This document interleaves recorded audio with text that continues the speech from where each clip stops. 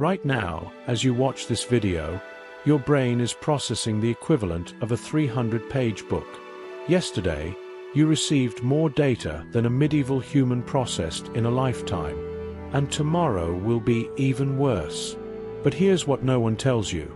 Your brain is still the same as it was 10,000 years ago, struggling to survive in a digital concrete jungle it doesn't recognize. 2,500 years ago, a wise man named Lao Tzu walked the dusty roads of ancient China and made an observation that would change your life forever today. The human mind has become like a drum beating endlessly, so loud that it no longer hears its own heartbeat.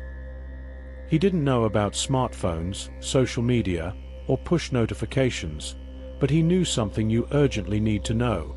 Imagine walking through a chaotic city, horns blaring, billboards flashing, people rushing about with their eyes glued to screens, but your footsteps remain silent, almost out of time.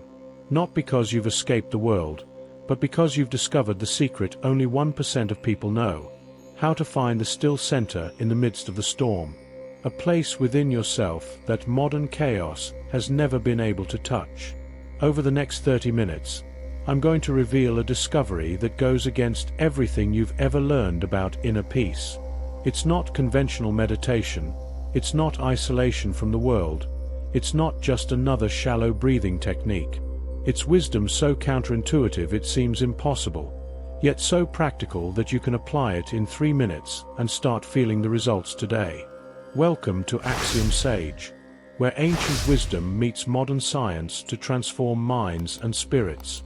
I am the guardian of these ancient teachings, and today we will unlock together the secret that Lao Tzu whispered millennia ago: how to transform modern noise into inner music, without shying away from a single responsibility in your current life. Have you ever had that moment of silent panic when you realize you can't remember what you did in the last 20 minutes?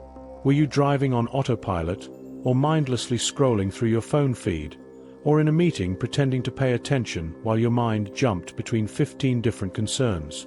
This is the default mental state of 90% of modern people. Present in the body, absent from consciousness. Lao Tzu observed this phenomenon millennia ago when he said, "He who knows others is intelligent, but he who knows himself is enlightened." What he was revealing is that most of us live our entire lives without ever encountering the most important person in the world: ourselves. Not the me who answers emails and pays bills, but the me who watches it all happen. Modern neuroscience has discovered that our brain consciously processes only 40 bits of information per second, while receiving 11 million bits. This means that 99.99% of your experience is happening below the radar of consciousness. It's as if you're living life through a tiny keyhole, seeing only fragments of a much vaster reality. But here's what haunts me when I study the ancient texts. Lao Tzu already knew this. He understood that the ordinary mind is like a drunken monkey leaping from branch to branch, always in motion, never at peace, constantly reacting to the next stimulus. And he discovered something that neuroplasticity today confirms. You can train your mind to find what he called the still center. How many times have you fallen into the trap of seeking peace by trying to control the external environment? Changing jobs, ending relationships, buying new things, moving to a new city, believing that the next external achievement would finally bring that feeling of arrival? If you answered more than once, you're not alone, and you're not crazy either. You just never learned where peace truly resides. Because here's the first secret I'm going to reveal today, something that goes against everything our materialistic culture teaches. Peace isn't a destination you reach by changing external circumstances. Peace is an internal state you can access regardless of the chaos around you. And in the next few minutes, you'll discover exactly how to do this, using an ancient technique that's more powerful than any modern meditation app. Let me tell you the story of two men I met. The first, let's call him Marco, is the CEO of a tech startup. Every day he wakes up at 5:30 a.m., exercises for 45 minutes, drinks his protein shake, meditates for 10 minutes using an app, and then embarks on a 14-hour day answering emails, participating in virtual meetings, and trying to hack his productivity with the latest time management technique. Marco has a minimalist, $2 million apartment, the most advanced electric car on the market, and follows 47 influencers who promise to optimize your life. He tracks his steps, monitors his sleep, measures his heart rate variability, and has alarms reminding him to drink water every 2 hours. Marco believes he's in control of his life. But when Marco is alone in traffic, when the last email has been answered and his phone finally stops vibrating, something strange happens. A deafening emptiness. A feeling that all that racing to nowhere, all that obsessive optimization, isn't filling the deepest hole. Marco has everything our society tells him he should want, but he has no peace. He has control over everything except his own mind. Now let me tell you about the second man, whom I met on a trip to the countryside. Mr. João is 73 years old, has never owned a smartphone, and works in a small bicycle repair shop. Every day he wakes up with the sun, drinks his simple coffee, opens the shop, and spends the next 8 hours with his hands covered in grease, fixing broken things. When someone comes in stressed out, complaining that their bike doesn't work, Mr. João smiles and says, "Calm down, kid. Let's see what it's trying to teach us." João has never read about mindfulness, never downloaded a meditation app, never optimized anything. But when you talk to him, you notice something extraordinary. He is completely present. His eyes don't jump to his phone every 30 seconds. His hands don't tremble with anxiety.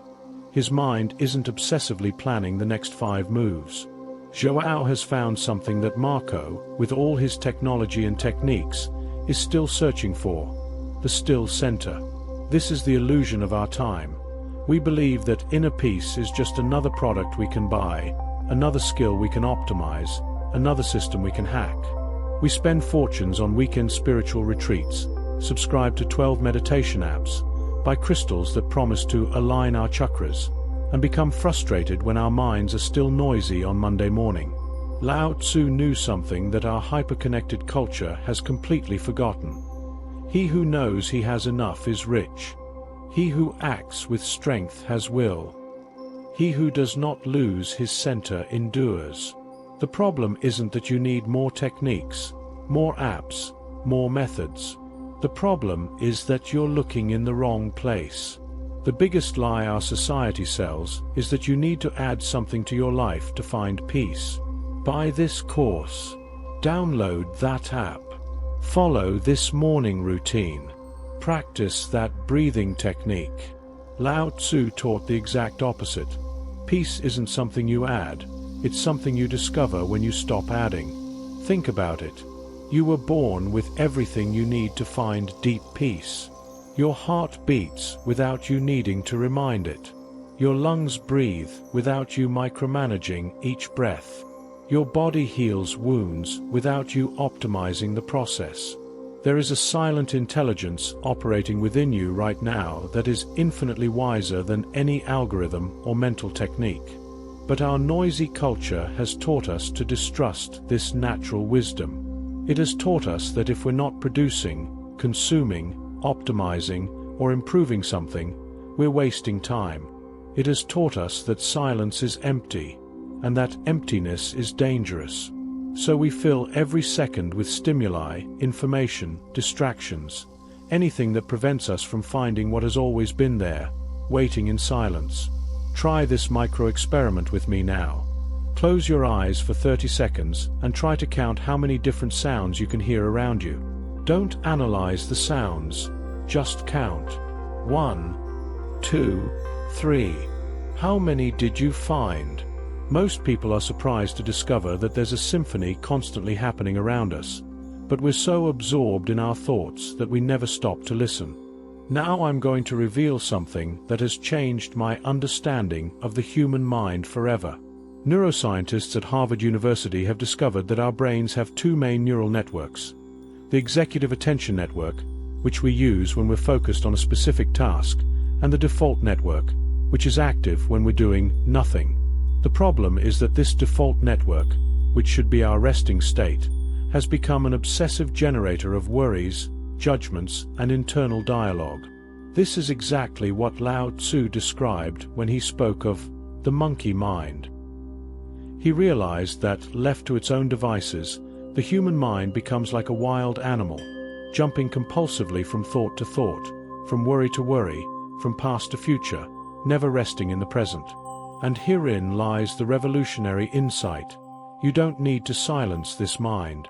You need to learn not to be dragged along by it. I'll now teach you the 3 centers technique, based on the most ancient Taoist teachings but validated by modern neuroscience. This isn't a traditional meditation that requires 20 minutes of sitting in a specific position. It's a conscious awakening practice that you can use anywhere, anytime, even in the midst of urban chaos. First center, stop. Wherever you are right now, simply stop. Don't stop what you're doing externally, but stop internally. Let your natural breathing be your anchor. Don't try to control it, change it, or improve it. Just notice that you're breathing.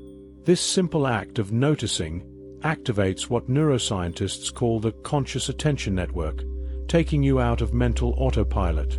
Lao Tzu said, "In stillness, all things are revealed."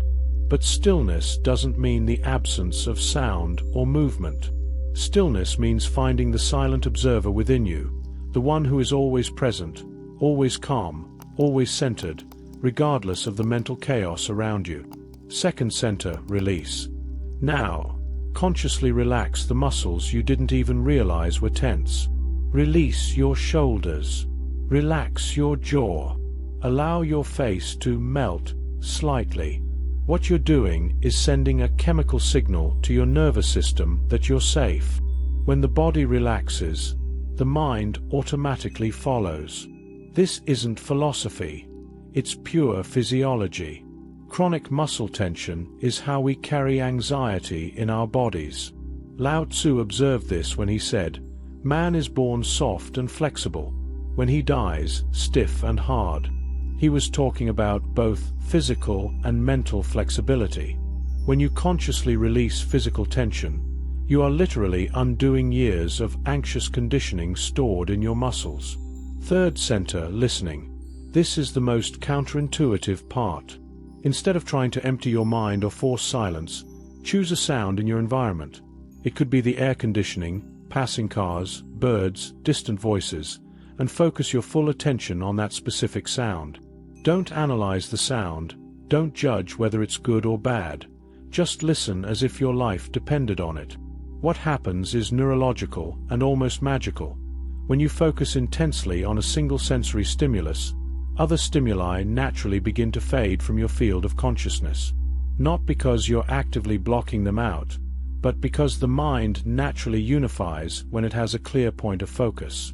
It's like tuning a radio. When you find the right frequency, all interference fades away. Lao Tzu called this returning to the source.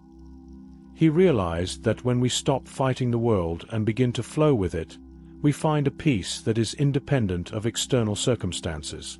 This 3-center technique activates what neuroscientists call the relaxation response, a measurable shift in brain chemistry that reduces cortisol, increases GABA, the calm neurotransmitter, and activates the parasympathetic nervous system. But here's what fascinates me most. You don't have to believe it will work for it to work. This isn't a practice based on faith or wishful thinking. It's a direct neurological intervention. In 2019, UCLA researchers found that just 3 minutes of this focused sensory attention practice produces detectable changes in brain activity. If this has made sense so far, subscribe to the channel because now I'm going to reveal the part that almost no one knows. Why this simple technique is more powerful than years of traditional therapy for some people. And I'm going to tell a story that will change your understanding of what really causes mental suffering. But first, let me ask you a question that won't be answered until a few minutes later. If inner peace already exists naturally within you, what exactly is stopping you from accessing it? The answer will surprise you, because it's not what you think. If you've made it this far, you're part of a very select group. Statistically, only 23% of people watch a YouTube video beyond the first 15 minutes. This tells me something important about you. You're not looking for superficial entertainment or quick fixes. You're genuinely seeking transformation, and that gives me hope for the future of humanity. Now I'm going to tell you a story that changed my life forever, and perhaps it will change yours too.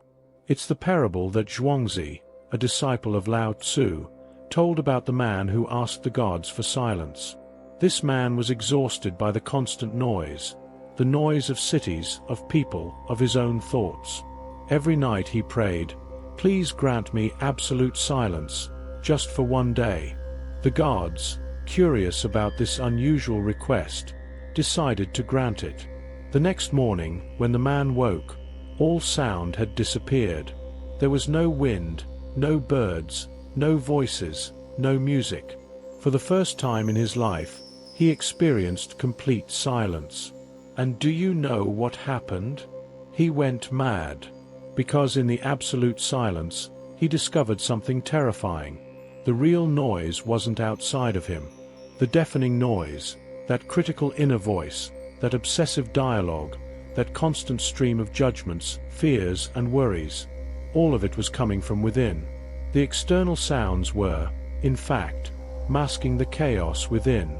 This story isn't just a pretty metaphor. It reveals a groundbreaking neuroscientific discovery that's only been confirmed in the last 10 years. Researchers have discovered that what we call our critical inner voice isn't actually our own voice. It's an archaic neural system called the default mode network that evolved to keep us vigilant against threats, but in the modern world has become an obsessive generator of anxiety. This neural network is active when we're not focused on a specific task, and its primitive function was to ask questions like, where can I find food? What dangers might be approaching? How can I improve my social standing in the tribe? In the ancient world, these concerns were useful for survival. In the modern world, they have become a constant source of mental suffering. Lao Tzu, without knowing neuroscience, intuited this profound truth. He who knows others is intelligent, but he who knows himself is wise. He who conquers others is strong, but he who conquers himself is powerful. What he was saying is that the real battle is not against the external world, but against this internal mental system that keeps us trapped in cycles of worry and judgment. But here's the insight that changed everything for me. You are not that critical inner voice. You are the one listening to the voice. There is a fundamental difference between the thinker and the one who observes the thought, between the mental voice and the one who is aware of the voice. When you truly understand this, not intellectually, but experientially, your relationship with your own thoughts changes forever. Shantideva, an 8th century Buddhist master, described it poetically. If you want to protect your feet from sharp stones, you can cover the whole earth with leather, or simply put on shoes. Most of us try to cover the whole world with leather. We try to control all external circumstances to feel safe.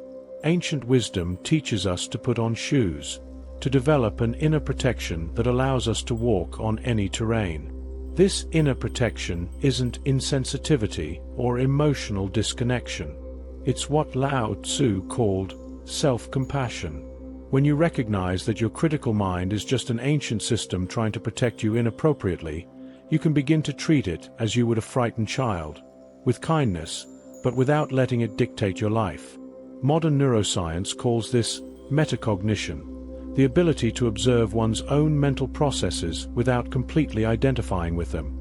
Studies show that people with high metacognition have lower incidences of depression, anxiety, and burnout. They have developed what researchers call a healthy psychological distance from their own thoughts.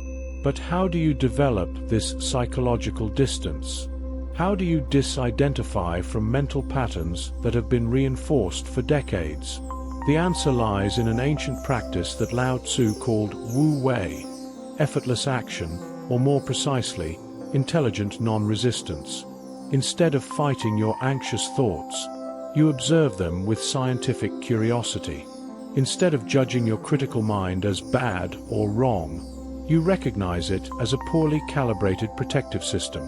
Instead of forcing positivity or trying to fix your mental patterns, you develop the ability to stay centered regardless of what your mind is producing. This is not passivity. It is what Lao Tzu called the strength of the valley.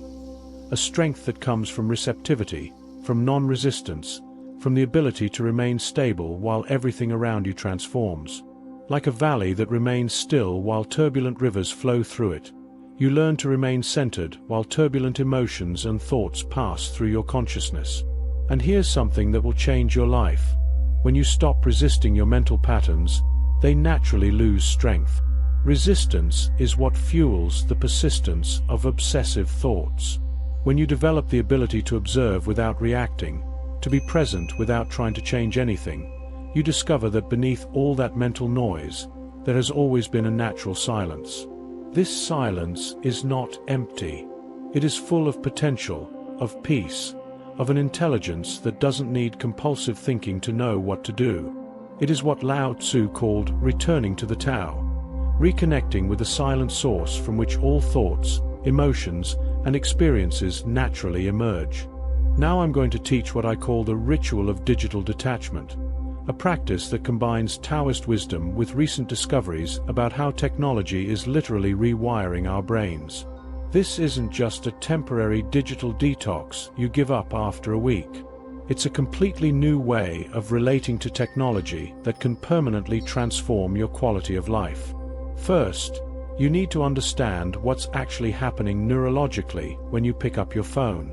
Each notification that arrives triggers a small dose of dopamine, the same neurotransmitter involved in drug addiction. Over months and years, your brain develops a tolerance, needing more and more stimulation to feel the same satisfaction. That's why you can spend hours scrolling through social media and come away more anxious than when you started.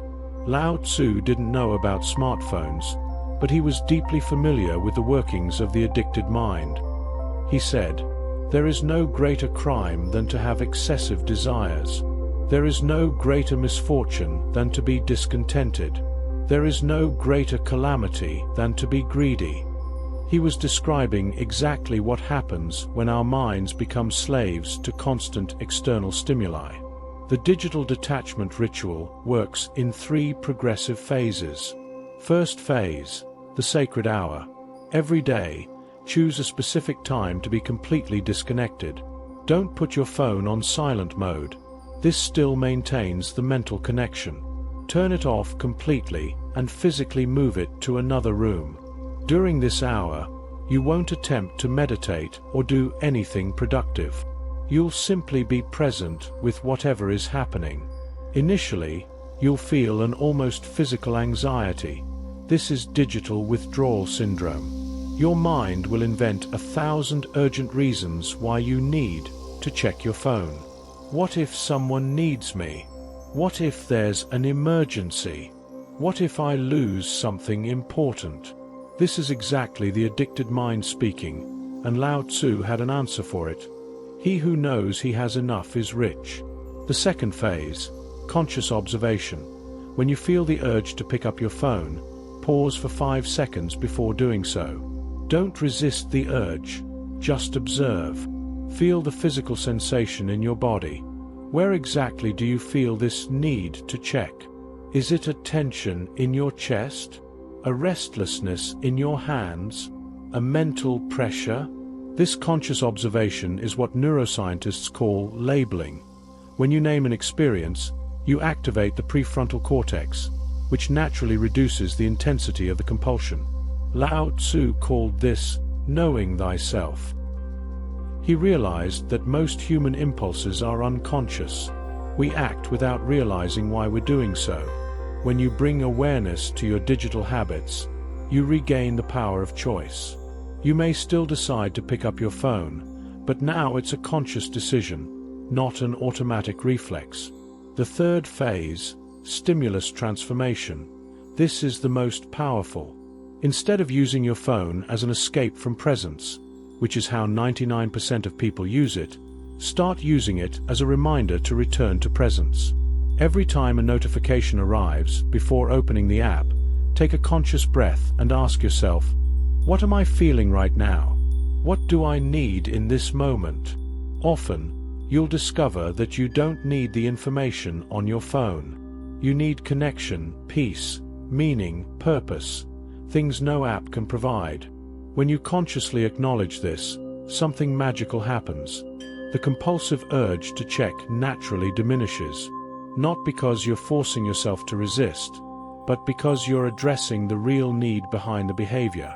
Research from Stanford University shows that just 2 weeks of practicing this mindful approach to technology produces measurable changes in gray matter density in areas of the brain associated with self-regulation and emotional well-being. But here's what strikes me most. Lao Tzu described this transformation process 2,500 years ago. Every notification consciously ignored is a petal falling from the garden of mental chaos. Of course, he didn't use the word notification, but the principle is identical. Every time you choose presence over distraction, you are strengthening the neural circuits of inner peace. Which of these phases surprised you the most? And how do you plan to start applying this today? Tell us in the comments what your biggest challenge with technology is. Is it the anxiety of being disconnected, the compulsion to constantly check, or the feeling that you're wasting time but can't stop?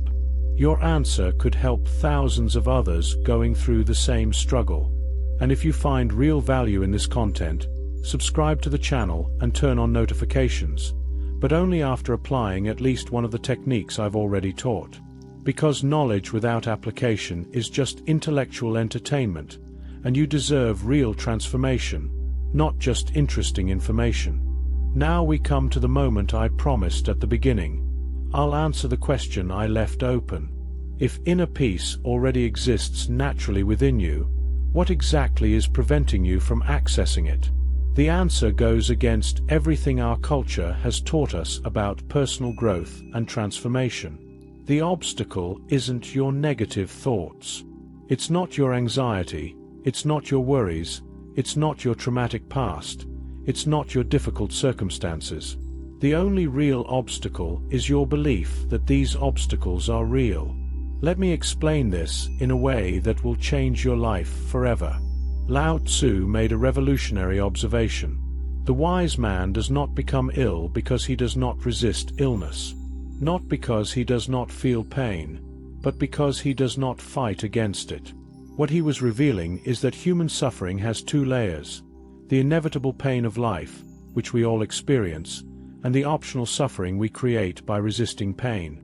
When you feel anxious and immediately think, I shouldn't be anxious, I need to get rid of this, you've just transformed a temporary emotion into lasting psychological suffering. When you have a negative thought and judge yourself for having that thought, you've created a second layer of suffering that can last for hours, days, or years. The peace you're looking for isn't on the other side of your problems. It's available right in the middle of them, when you stop resisting what's already happening. This is the summary of everything I've taught you today, condensed into 3 practical steps you can apply to any situation. First, acknowledge what's happening without trying to change it immediately.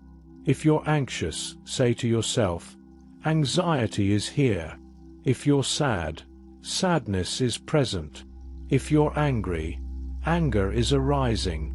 You're not identifying with the emotion, I am anxious. You're simply acknowledging its temporary presence.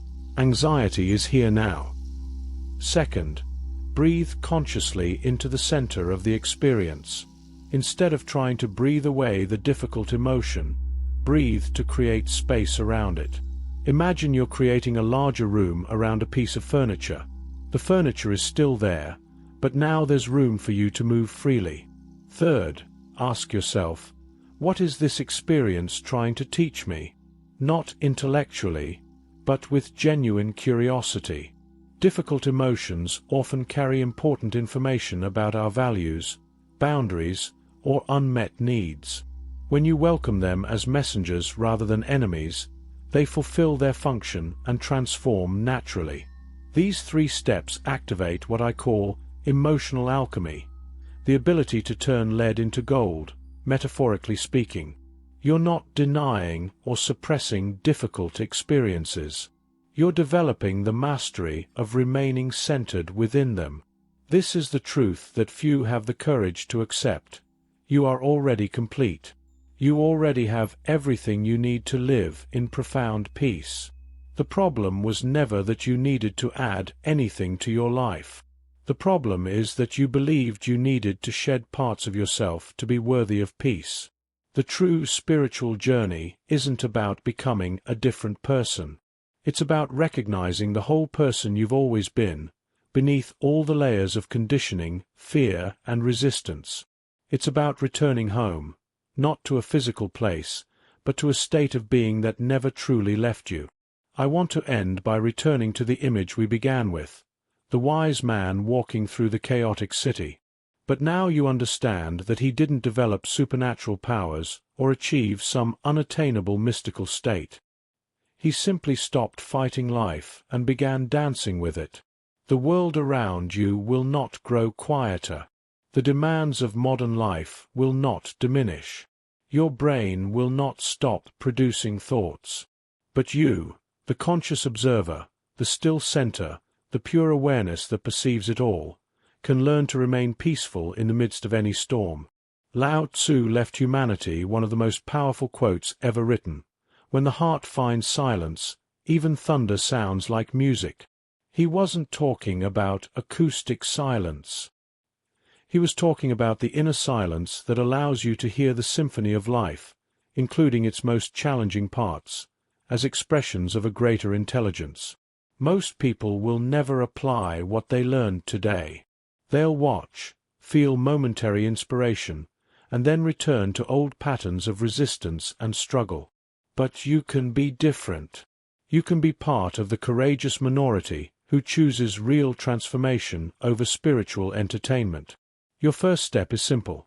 Today, when you feel any intense emotion, anxiety, anger, sadness, frustration, apply the 3 centers technique I taught you. Stop, let go, listen.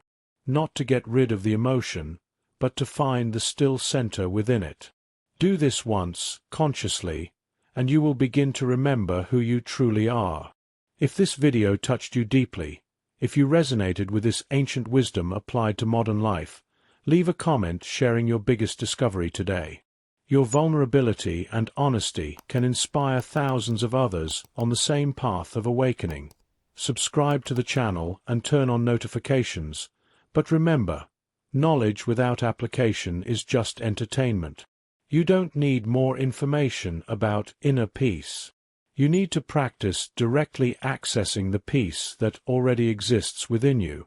In the following videos, I'll explore how to apply these Taoist principles to the most challenging areas of modern life: toxic relationships, professional pressure, fear of death, and the sense of existential emptiness that haunts our era. There are ancient secrets that can transform each of these experiences from a source of suffering into an opportunity for awakening. But that's a story for another day. For now, go live your life with the awareness that you carry within you an inexhaustible source of peace, wisdom, and love. The world needs people who have discovered this inner treasure, not to escape reality, but to transform it. The silence you seek isn't somewhere far away. It's here now, in the space between your thoughts, in the pause between your breaths, in the still center that has never been touched by any drama in your life. Welcome back home.